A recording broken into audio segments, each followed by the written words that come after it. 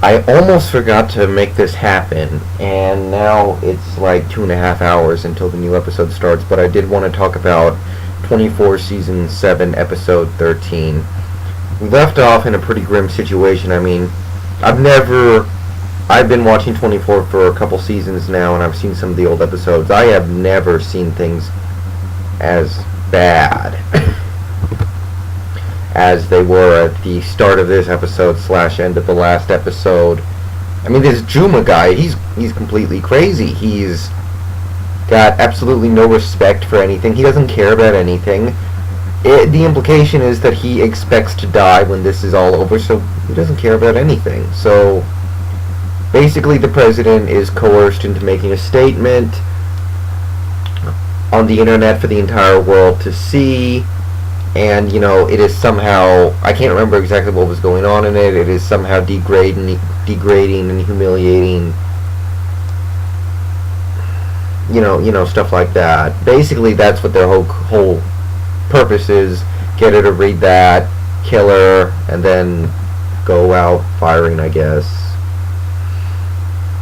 And at the end of the last episode, I kinda knew that there's no way Jack would have opened the door to the safe room unless he had another plan in mind, and he did.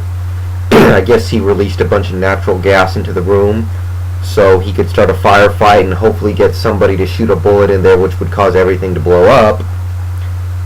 Or, there was some kind of a plan like that. And, he pretty much knew that if I do this, I'm gonna die. But it is what it is. That's kind of how he looks at things. But Bill ends up doing it, and I thought this was actually kind of stupid. Bill pretty much commits suicide. He jumps into the room and shoots a bullet in there. There are so many better ways to do that. I don't get it. I mean, he pretty much killed himself. There were alternatives. But before Bill died, he told him that Juma was working with somebody that, even if you get Juma, there's still somebody out there who represents a threat. And, we've seen this guy a couple times now. It's John Voight. I don't know his name, but it's John Voight. Which is kind of a change of pace, because we've been going to Sangala, we've been seeing all these rebels and insurgents and these guys. And then all of a sudden we have this old American white guy who plays darts in a room somewhere in America. Looks like he could be a senator or something, and it's an interesting transition. Anyway, the explosion goes off. The explosion causes the Secret Service to charge back in because obviously something's going on, and they all charge back in finally. I mean, they've been standing around just waiting for something to happen for a little while now because they were afraid to do anything. The explosion causes them all to charge in, and they cut through Juma and his men like nothing. I mean, I remember saying that when Juma's men were going to get the president, they were cutting through Secret Service. Well, Secret Service got them back. Whatever they did to them, they did back to them.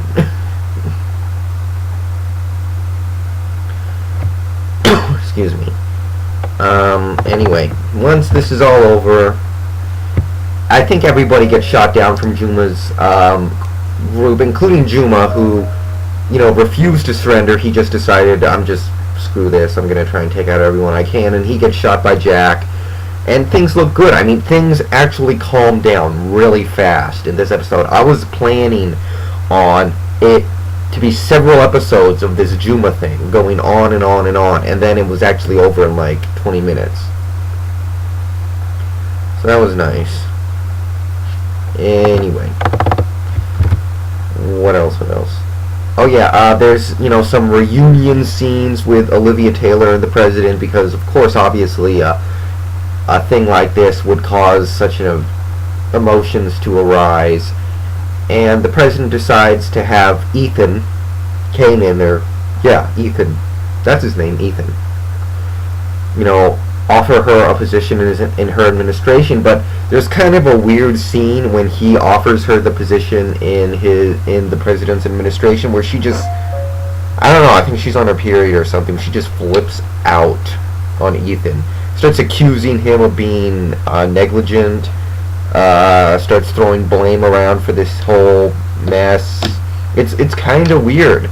It's like they're kind of trying to make us dislike this character, even though she's being put in situations where you should end up appreciating her. So I don't know where they're going with that character, but that was a weird scene. Kind of like, it looks like everything's all happy and peaceful, and all of a sudden, boom, she starts yelling at people. I don't know. Anyway, Jack starts talking to people. People start talking with other people.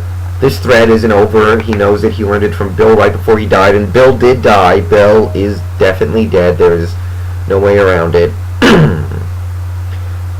And thanks to some covert information sneaking around and getting around to everybody, Jack gets permission from the White House itself to get another chance to interrogate Burnett. I mean, this time there are going to be regulations regarding he can't touch him, he can't do anything to him. Hopefully just the appearance of him after what he did just an hour ago will be enough. So,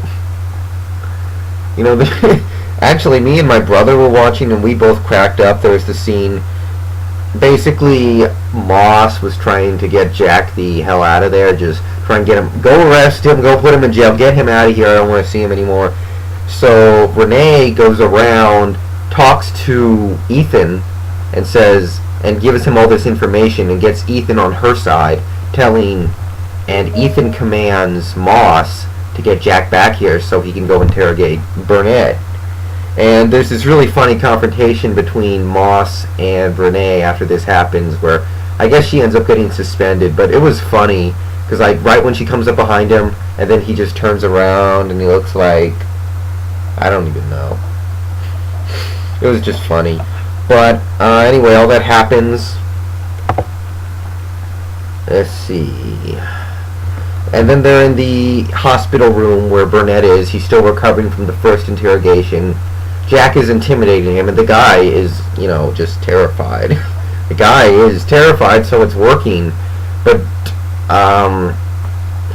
John Voight already sent a guy in who jacks with the audio feed, jacks with the video feed, sneaks in there, uses nerve gas to paralyze Jack and Burnett, kills Burnett with a piece of glass or something by slitting his throat, and basically makes it look like Jack was the killer. So Jack has to go on the run again. He recovers from the nerve gas surprisingly quickly. So now the FBI is hunting for Jack again. They suspect he might be murder. He might have murdered Burnett. He, calls up Moss and says, "I didn't kill him. You gotta believe me. I gotta go find this guy." And, there's the usual conversation. "Come in." "No, I can't come in. You think I did it." Blah, blah, blah. Anyway, so yeah, we're moving in a pretty interesting direction. Things switched up fast here, It's like, I thought I was ready for several hours of Juma. And then Juma dies in like 20 minutes.